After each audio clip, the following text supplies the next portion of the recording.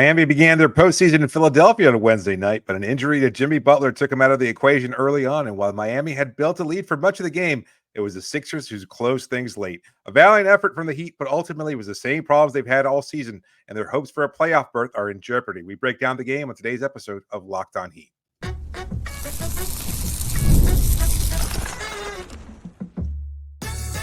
You are Locked On Heat, your daily Miami Heat podcast. Part of the Locked On Podcast Network, your team every day. All right, welcome to Locked On Heat, your daily podcast on the Miami Heat. I'm Wes Goldberg, editor at allyoucanheat.com. Joining me, as always, credentialed Heat media member David Ramil. However, you're tuning in on YouTube, Odyssey, or your favorite podcast app. Thanks for making Locked On Heat your first listen every day. The Heat lose to the 76ers in the 7-8 play-in game, meaning that they have to play again on Friday in a win-or-go-home scenario, the final game of the play-in tournament. We're going to talk about Jimmy Butler's injury, what will happen to the Heat season in a second. But David, if I told you that Joel Embiid and Tyrese Maxey would shoot 12 for 33 combined, you probably would have thought the Heat would have won the game. What was your takeaway from this one? Why didn't the Heat win this one? Well, I think it starts with a Jimmy injury, to be 100% honest with you. No Duncan Robinson tonight, although he was available. No Terry Rozier, still out with neck issues, and a struggle from the floor offensively. It was basically the same problems we've seen all year, where they were taking a lot of bad shots and none of them were falling, missing shots at the rim, missing shots from three. And Miami can't survive that way. The only way they can is if Jimmy is able to do just enough, and that wasn't the case today after he was knocked. Kelly Oubre on a layup attempt by Jimmy Butler, up faked. Oubre came crashing down on Jimmy's leg, and Jimmy was sent sprawling to the floor, clutching at his knee. And from that point forward, you weren't even sure if he was going to be able to get back up again. So to Jimmy's credit, he does get back up. He tries to fight his way through. He actually made a couple of good defensive plays after that, did finish with a number of steals in the night. But his offense was absolutely non-existent from that point forward. Not really able to do much, and they take their cue from him. They need him to be a much better player. So you can't blame Jimmy. As much as he struggled from the floor, I don't think the onus of today's loss falls on him. I think he was hurt, and I think he was a warrior throughout the rest of the game after succumbing to injury. And it was a matter of everybody else not stepping up. Caleb Martin struggled. Tyler Hero, although he had some nice shots late, he struggled also. They just didn't get any kind of offense. They were missing Terry Rozier, who, again, I said this before the game. I thought Terry Rozier was going to be an X factor. Unfortunately, he wasn't available. This was the game that Miami needed to win. They played their style of game. They dragged it into the mud, slowed everything down for Embiid, challenged Maxey, really made life difficult for him, and then wound up giving, players that wouldn't normally contribute on the offensive end opportunities to win the game for Philadelphia. And that's why Nick Batum had a huge game for them. Kelly Oubre had a couple big buckets for them. And that was the difference maker. Miami just didn't have it from their stars. They didn't have what it takes in order to be able to beat this Philadelphia team. And although they had a double-digit lead for most of the game, it just wasn't enough down the stretch. Yeah, there's a bunch of stuff to get into there. Certainly the injuries played a factor in this game, but they played a factor on both sides. I mean, Joel Embiid was 50% of what he usually is. I mean, that guy was almost a non-factor, save for a couple of big offensive rebounds and a big three in the fourth quarter. Jimmy Butler got hurt. Joel Embiid got there hurt. The Heat didn't have Terry Rozier, and that definitely mattered. They certainly missed him, but Philadelphia was without D'Anthony Melton and stuff like that. And I know Rozier's not or Melton's not Rozier, but come on, both teams were playing hurt, and at risk of sounding too much like Eric Spoelstra, the Heat had enough to win this game, even with Jimmy Butler getting hurt early. So I don't really care about the injury excuse so much. Now, we will carve into Jimmy Butler's injury and what that means going forward, especially in this game on Friday night. But Jimmy Butler did stay in the game the second and the third quarter, came off the bench, or went to the bench to start the fourth quarter, came off the bench halfway through the fourth quarter, and then just didn't look the same after that. And I almost wonder if sitting on the bench was the worst thing he could have done, because he just looked hobbled after that, grimacing every time he went up and down the floor, basically parking himself in the corner for the entirety of the fourth quarter. I don't know, frankly, why he was out there. He was doing absolutely nothing.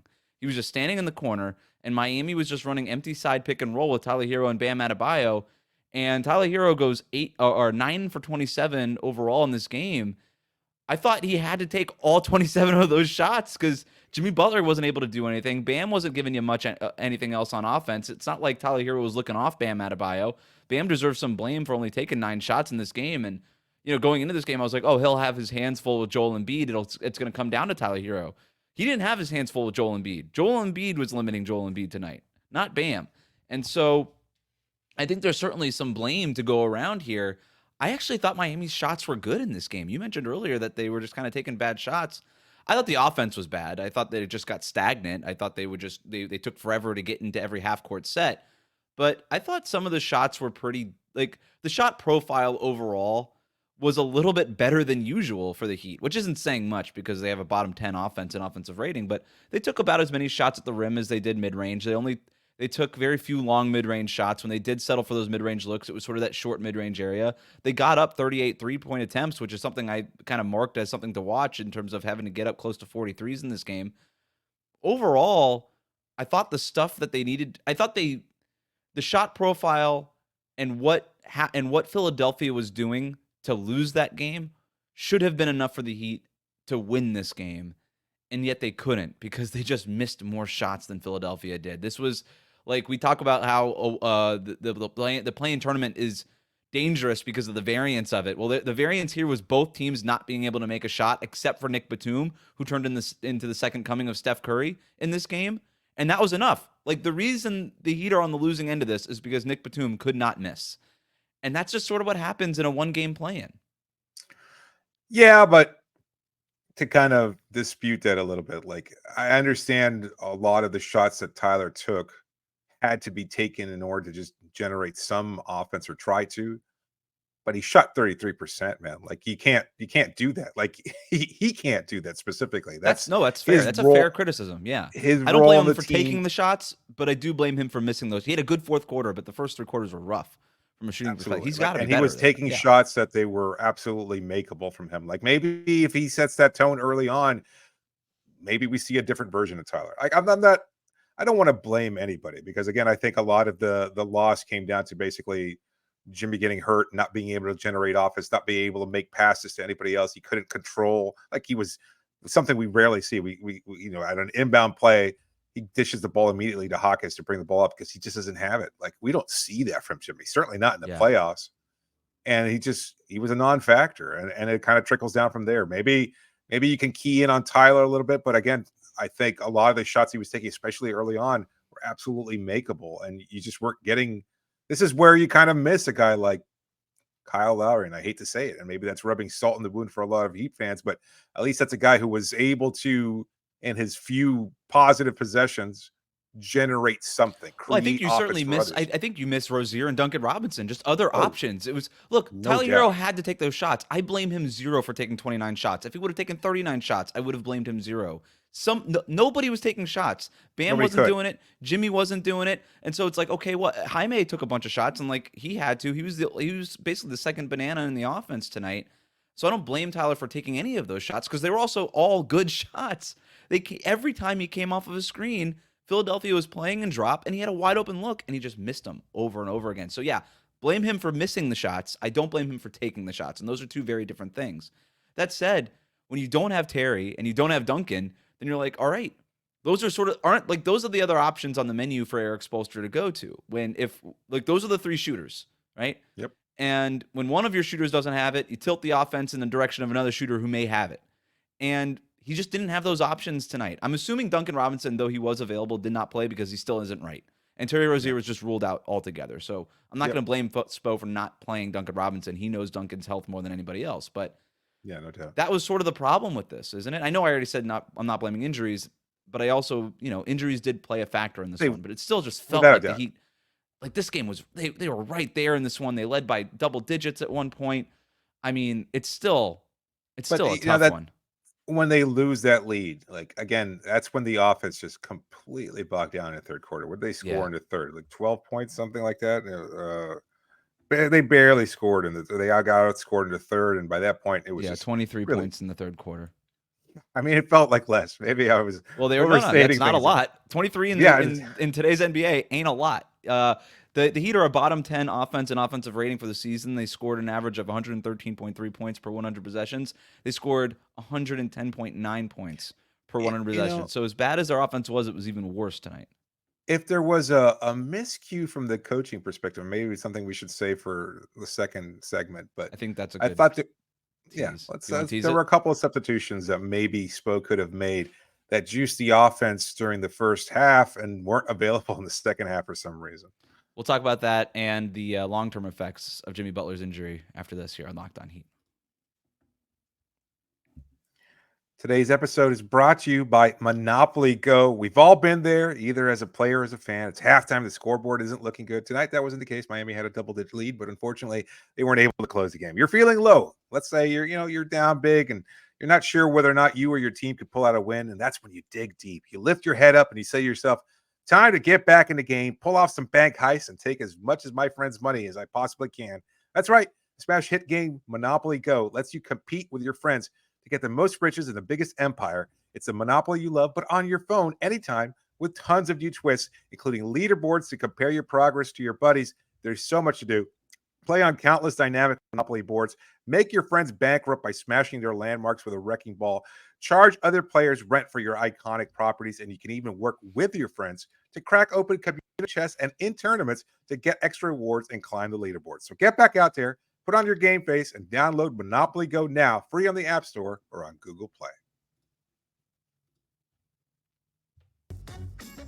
Thanks for making Locked On Heat your first listen every day. Make sure you're subscribed on YouTube and on your favorite podcast app. Everydayers, we are recording this right after the buzzer of the Heat's loss to the Sixers, so we don't yet know who is going to win between the Bulls and the Hawks, but we will have a preview of that game going into Friday night. So we'll have that for you Thursday night or Friday morning. So make sure to tune in, subscribe for that. Before we get to the Jimmy Butler injury impact, David, you mentioned something about coaching decisions, substitutions. One decision in particular, actually, now that I look at the numbers. In the first half, DeLon Wright played almost 15 minutes, and he only played a few minutes after that, 8 minutes in the second half. I can understand that. He's not generating much offense anyway. But Kevin Love not playing more than 6 minutes in the second half doesn't sit well with me. Like, that's a guy who stretches the floor. You know what he can do. And I'm not sure, again, he had suffered an injury too right before the season ended, before the play-in tournament. So maybe he wasn't 100%. Maybe it was a minutes restriction. But with Bam struggling to get his shot and not finding any kind of real easy offense, and knowing that Jimmy kind of thrives off of having Kevin out there, I was a little surprised that we didn't see Love for more playing time. And maybe that's just something I'm kind of harping on. I don't know if you saw something similar, but the fact that he only got 6 minutes, that he couldn't have stretched the floor out, given his veteran experience and everything that he does for Miami's offense when he's knocking down shots, I was a little surprised to see that he didn't get more playing time. I'm watching that game in the fourth quarter, and I was thinking the same thing. Why is Kevin Love not out there? And it wasn't even necessarily out there instead of Bam Adebayo. Could have been alongside him. I know Put him you with have Bam Haywood out there Adebayo. for his Yeah. defense. Yeah. You had no need. Haywood didn't need to be out there. They didn't need his defense. Philadelphia was defending themselves just fine tonight. They couldn't make shots just as well as the Heat couldn't make shots. Joel Embiid was a non-factor in this game. I actually thought, hey, why do you even have Bam guarding Joel Embiid on some of these possessions? Heck, put DeLon Wright on Joel Embiid the way he looked tonight. He had and just Haywood set Bam loose. Yeah, put Haywood on him. Jimmy, who cares? Let them both just stand there doing nothing for a while. Love out there, he can kind of body him up. He could have bodied him, and then exactly, and then let Bam loose and let him wreak havoc in a way that we know Bam can do, but is rarely afforded the opportunity to. And so, yeah, I'm with you. I probably would have liked to see more of Kevin Love out there. He was 2 for 4 from three-point range. I thought his passing was really good. His chemistry with Jimmy Butler, when Jimmy Butler looked right, was awesome. There was also a lot of instances with Jimmy moving as slow as he was and Bam just clogging the lane. Like, the spacing for Miami's offense was such a mess all night. And I bet you that's something that Eric Spoelstra is going to go to in the film is, hey, against Atlanta or Chicago, our spacing is going to have to be way better. But in terms of why he even played Jimmy or Bam down the stretch of this game, and I know Jimmy ended up substituting out with like a minute left or whatever it was, but with Jimmy and Bam in that game, we just know this about Eric Spoelstra. He's just going to go with his guys. Like, we know this. We know it back when Dwayne Wade was coming off the bench as a sixth man, Dwayne Wade was also always closing, right? Like Spo's just Yeah. going to go with his guys, and that's just something that he's going to do. But I didn't mind Bam's minutes late in the game. Like I know no, he wasn't doing much offensively, but at least in terms of rebounding, setting screens, and doing what he could yeah, to get Tyler those open looks that we no, he was talked about. useful on offense in that way. Once they decided to take Jimmy out of the offense, yeah. Yeah, I Um, don't know. what Jimmy Butler did not look right No, at the end of that game, and so he goes down in the first quarter or in the second quarter, the end of the first half, and it's not, or I'm sorry, the end of the first quarter. I had it right the first time. Goes yeah, down at the end of the first quarter, and doesn't grabs his knee, grabs his leg in pain. You can hear the screaming from the broadcast from the TV, and I'm like, oh, this is the whole Heat season. You could yeah, see no Eric doubt. Spoelstra cursing on the sideline, Alonzo Mourning saying, "Oh boy," Pat Pat Riley Riley. with a concerned stare, and you could just see like all of their souls leaving their bodies in that moment, and including everybody here, and. I thought, okay, that's it. Like that's the season. Worst possible injury at the worst possible time. There it is. Jimmy stays in the game. He looks good defensively. I actually thought he looked better after the injury initially Yeah, than he did before the injury. And I was like, maybe Kelly Oubre knocked something loose in that knee or something that he just needed. But no, by the fourth quarter, whatever he had used all of it, sapped of any energy or anything it was that he had, and he just didn't look right. And I am seriously questioning whether or not he's going to be able to play on Friday. And I haven't seen the post game quotes yet, David, but I'm assuming that we're going to get the same line from the Heat in that they'll see how he responds, and that's going to be yep. it. So Ira Winderman and Anthony Chang, the two beat writers on the road, Jimmy Butler's right knee being placed on a protective sleeve Hmm. after the game. Both of them reporting the same thing. So he's got a protective sleeve on the right knee after the game. So that's all we know. He'll play. He'll play. I don't think. I mean, I'm sorry, Eric Spoelstra as on Jimmy Butler as the second half went on, it started to limit him a little more. So basically sure. saying what we saw. Right. Go ahead. Yeah. Sorry. I mean, which no. I think if we're looking ahead to Friday, he'll play because this is Jimmy Butler because he won't miss a game, and we've seen him do this time and again. Like no matter how injured he is, maybe he shouldn't be out there. Well, I was just going to ask you if he looks like this. I agree with you, but if he looks like he looked in the fourth quarter, should he play? Well, I think there's something to even what we saw today. Like he was playing more effectively, but I think it's also the fact that he was able to stick it out that provided some kind of leadership. Maybe this isn't, a Willis Reed coming back to Madison Square Garden in the finals or anything like that, but I think he did provide some kind of emotional boost. Like, oh man, Jimmy toughing it out. And I think that kind of raises the level of play for everybody else because you kind of want to win for somebody who steps up and is able to fight through that kind of adversity. So I think we'll see him, and depending on how the tenor of the game is set early on, if Miami takes that emotion and is able to get a good lead early on, I wouldn't be surprised if he sits out for most of the game. Like he probably shouldn't be out there for that long, Right. but if he can go through warmups, have the adrenaline of a game going through, and look fluid early on, he should probably play the first quarter just like he always does, and then after that, if Miami is lucky, they'll have a comfortable lead. And I'm not saying that this is like it's a pushover by any chance. Like both Atlanta or Yeah. Chicago have their own challenges to for Miami to overcome. But in a best case scenario, Jimmy will play on Friday. He'll provide the kind of emotional leadership that he did today, and that'll be enough to spark something in He Miami should just that come maybe they out. can hand to. He should just come out, and the first ball that's even near him that goes out of bounds, he should just dive right into the stands and just just do something like that. And maybe that gets the juices flowing, because if he just stands around, he's like, "Hey, I'm out here, but if you need me, I'll be over here in the corner like I was in the fourth quarter." There's going to be no Yeah. emotional boost from that at all. Offensively, look, you're right. Offensively, like I'm not bagging on Jimmy. Like offensively, he was totally limited and whatever.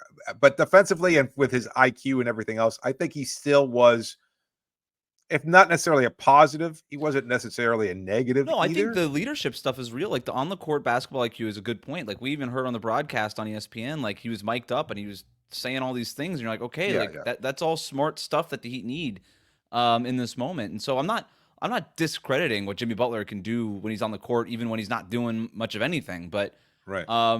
if all we're talking about is, hey, like emotional support on the court, it's gonna take more than that for the Heat to win this game on Friday.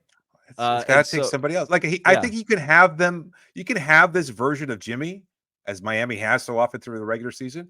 It's somebody else who needs to carry the offense, and tonight it was supposed to be Tyler, and it wasn't. On Friday, maybe it's Tyler, maybe it's Terry Rozier. maybe it's I Bam. don't want again, yeah, maybe. I mean, against Nikola Vucevic, against Clint Capella, it Why should not? be Bam. Yeah. Yeah, no, absolutely. I mean, I think we've seen those matchups in the past, and I think Bam can dominate that. You're absolutely right. Maybe we're not blaming Bam nearly enough, but I think he was able to he got into early foul trouble. We should also say that two really Yes. strange ticky-tack fouls early on. The second one was That worse than the probably first one, but yeah. yeah, that really just sucked all the momentum. And I think at the early shot selection too, like he took 2 3-pointers. I think he missed like his first few shots. He just hmm like he was just shooting for the perimeter. He I had a don't hard know if time he with was Embiid's size, despite the fact that Embiid wasn't moving yeah. that much. I would have liked to see, like, the Heat were running that high screen and roll almost darn near half court by the second half. I would have liked to see them hit Bam on the roll a few more times with that, just to see if he could just sprint by Joel Embiid. But whatever Yeah. went on with him and the size of Embiid, it did throw him off a little bit. And I think you're exactly right. It's such a great point with that early fouls, taking him out of rhythm. He had to sub out early in that first quarter, and he never really found it after that. He did have one nice post up. Like, his percentages, 5 of 9, like, that was good. I just would have liked to see Couple more dunks of at it. the You know what I rim. Yeah, mean? And caught a so, lob too. Like, I yeah. mean, there were some nice things there, but in terms of initiating his own offense, which is something he has to do more of, Yes. Yes. he absolutely could have taken it to Embiid. Yeah. He should Yeah. not have been just a guy who can catch and finish at the rim. Like, that's certainly part of his job description, but it's also breaking somebody off. He can't, face off Embiid and just go right at him and try to attack him, either get into foul trouble or anything like that. And maybe he felt like he couldn't win that battle because they weren't going to call fouls because, well, I mean, that's just the way that the officiating has changed over the last couple of months. And maybe he was just intimidated by that size factor too. So I don't know. It was not a great Bam game. It was a fine game from him. And you would have liked to have seen more offense Yes. coming from somebody. Like, Yeah, I mean, to your You point, need it from yeah, Bam on Friday, regardless of who the opponent ends up being. But we do fair have a enough. few more questions about this game, including one about chicken. We'll talk about that next here on Locked On Heat. Oh, Chicken free I throws. don't want to answer the chicken question because that Unanswered. was anyway. Today's episode is brought to you by FanDuel. It's playoff time. Well, maybe not yet, but it's playoff time for most of the Play-in NBA and time. the NHL. Yeah, play-in time. Baseball's in full swing too, and FanDuel is your place to bet on every game. Right now, new customers can get $150 in bonus bets guaranteed. That's $150 if you win or lose. Bet on everything from slap shots to home runs to slam dunks, all on an app that is safe, secure, and easy to use. So what are you waiting for? Visit FanDuel.com/lockedon. That's FanDuel.com/lockedon and make your first bet an automatic win. FanDuel, America's #1 sportsbook. We'll be right back. Thanks for making Locked On Heat your first listen every day. Make sure you are subscribed on YouTube and on your favorite podcast app. Thanks to everybody who sent in questions. Using the hashtag AskLOHeat, you can send us emails, lockedonheat@gmail.com. Find us on Instagram at LockedOnHeat. Kyle writes in, did this game really turn on free chicken? More serious question. Do you just tip your hat when Nick Batum plays out of his mind like that? The plan was to shut down Embiid and Maxey, which worked until Batum got hot. I want to answer the unserious question about the chicken. No. I'm not allowed to? I mean, was it? Or you're saying no, was it didn't really change on the chicken? No, it absolutely did not. Like, I mean, I'm glad the crowd got some kind of spark, but they were already making a comeback prior to that. It's on Caleb. Like, he crapped the bed. Like, he did not play well. And I know a lot of Heat fans are frustrated with him because after, just earlier today, my son he's only 5, and he wanted to watch some highlights, some Heat highlights. He wasn't going to be able to stay awake for the whole game. So I was like, you know what? Let's play game 7 of the Eastern Conference Finals against the Boston Celtics. And he was so good. Caleb Martin, that is, not my son. He was so good in that game. And he was just taking shots, no hitch in his shooting motion, so fluid, getting to the basket, dunking on fools. That Caleb is gone. And I know he's hurt. We're going to hear about it at the end of the season, whether that's on Saturday or who knows however long Miami might have after that. But like, he is hurt and he is not playing well, and he does not look I would say maybe 60% of what he's supposed to be, which again, he's a role player. Like, you can't count on him. You hope that he has good moments, but he did not tonight. And I think that, in combination with the momentum that Philadelphia had already built, is what led to that charge. I don't think it was the fact that fans had won free chicken from Chick-fil-A. As good as that might be, I'm sure that was not a factor. Unless you Confirmed disagree. Chick-fil-A? I think that's what Mike Breen said, and I'm going to trust Mike No, Breen. Mike on that. Breen. I don't think Mike Breen was allowed to say it was Chick-fil-A. Well, He just somebody said else chicken. did. Somebody else did. I Somebody think a else lot of did. people I saw it. tweeted assuming it was Chick-fil-A because Chick-fil-A is usually the restaurant not that a does sponsor. these things. But I think Mike Breen literally said he couldn't say the restaurant because they are not part of the sponsorship. Screw Chick-fil-A anyway. Who cares? That's whatever. That's Chick-fil-A sauce? Are you kidding me? I don't have it. I don't know. I don't eat Chick-fil-A. I'm sorry. All What right. the hell with Fair Chick-fil-A enough. and their policies anyway? But Oh, okay. that's a It's a whole other political subject. stance. Okay. Their chicken tastes good though. Yeah, go for I'm it. easily bought, David. I'm easily Yeah, bought. If you have Raising good Cane's, chicken- man. Raising Cane's. Raising that's Cane's all. is good. They're starting to open them up. Since the free chicken mark of the game, and you're right, Caleb Martin missed 2 free throws, but the Heat were outscored 57-45 after that. And I only bring that up. I thought the crowd was really into it afterwards. Like that Philadelphia crowd that everybody was warning us against, right? Every broadcast, hey, the Heat going into a hostile environment and all those things, they were neutered to start that game. There was zero energy coming from the vaunted Philadelphia crowd. The most energy they had was booing their own team, booing their own team. And so the crowd was very much playing on Miami's side, and then everybody gets free chicken, and next thing you know, the Sixers take off. Is it because of the free chicken? I don't know that we can prove it wasn't. So that's part of it. And then, yes, to answer the second part of the question, yeah, I don't know that you tip your hat when Nick Batum plays out of his mind like that. I thought Miami's screen navigation could have been better, and maybe you're limiting Nick Batum. But to Kyle's larger point, like, you weren't focused in on Nick Batum. You were worried about Embiid, however hobbled he was. You were worried about Maxey, however healthy he is. So I don't know that you tip your hat, but this is the risk of being in the play-in tournament in the first place, and this is why you should have just gotten the 6th seed and not have done all this. Is because you risk a Nick Batum game on a Wednesday, and then you risk maybe an Aya DeSumo game or a Bogdan Bogdanovic game on Friday or whoever it's going to be. So that's kind of where we're at. EJ Brooksy writes in, Heat Celtics, is it destiny, or are we going fishing after Friday night? If you're asking me for a prediction? No, we don't need the prediction because how do we know? But are you going fishing when the season is over, whenever it ends? Oh, no, absolutely not. You're not a fishing person? No. Catch and release even? No, thanks. I understand the idea of it is to be peaceful. I can sit peacefully by the water or in the water without having to put a metal hook in a fish face in order to enjoy the time. That's but not relaxing to you. No, certainly not for the fish, which is also a consideration for me. But no, I'm not going fishing. I don't know if the Heat are, man. To be honest with you, I mean, I'm not necessarily going to make a prediction because again, I don't. It depends on Jimmy's health. It depends on whether or not Rozier and Duncan are a little bit healthier and able to contribute. And if that's the case, I like Miami's chances. I didn't like Miami's chances tonight, and they showed something that they were, again, with a lead for most of the game and certainly a winnable game, as you pointed out earlier, and I wasn't sure that was going to be the case. But you did a lot of good things well, despite their struggles offensively. It's just somebody's got to step up and knock down those shots. You look at Chicago, their defense is good. Atlanta's defense, not so good. So I guess if you're asking which team you'd probably prefer playing, it's probably Atlanta. But the variance of Trae Young, your super villain, DeJounte Murray, etc., going off there like that. DeAndre Hunter has been a problem for Miami at times too. Bogdanovic, certainly a guy who can get it going. And you don't want to blow a game to that team and have your season ended.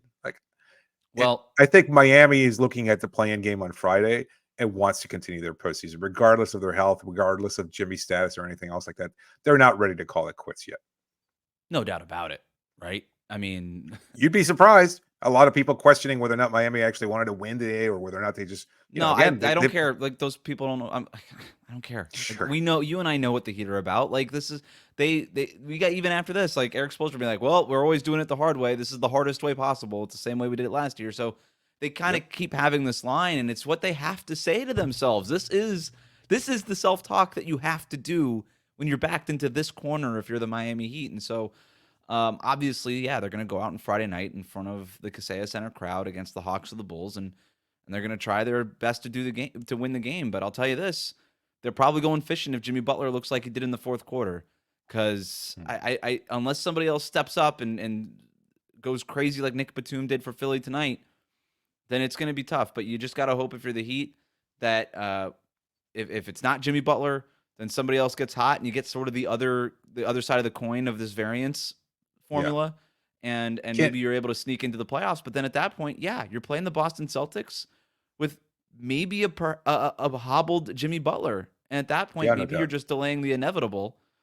But that's what other choice do you have if you're the Heat? So they beat him with a hobbled Jimmy Butler last year too. So maybe that's just looking, it's a different Celtics team certainly. And maybe it's just a matter of like going in there and rolling over and letting the Celtics cruise to Banner 18. I'm sure a lot of Celtics fans are already expecting that. If I can shout out a positive, Jaime Jaquez looked really good today, like attacking, knocking down 3-pointers, making some smart plays. Had a couple turnovers that probably shouldn't have made, but other than that, I think you saw a really good game from him, and there's a lot of optimism there. I think because he's a rookie and he looked like a really polished, poised veteran player in these very difficult circumstances. So kudos to him. Kind of breaking through that rookie wall that was in front of him for a while, right? Some good performances lately that he's stringing together. So if the Heat are able to extend this thing, then maybe that's something that can sort of emerge in the playoffs as another big Jaime Jaquez run like he had in December. But we will find out what happens on Friday. We'll have another episode for you breaking down the final playing game for the Miami Heat, one way or the other, against the Hawks or the Bulls. So we'll preview that, and then of course be able to talk about Friday night's matchup, which may be the last game of the Heat season, and hopefully not. So we'll see how it goes. For now, thanks for making Locked On Heat your first listen every day. Hit that subscribe button on YouTube and follow us on your podcast app.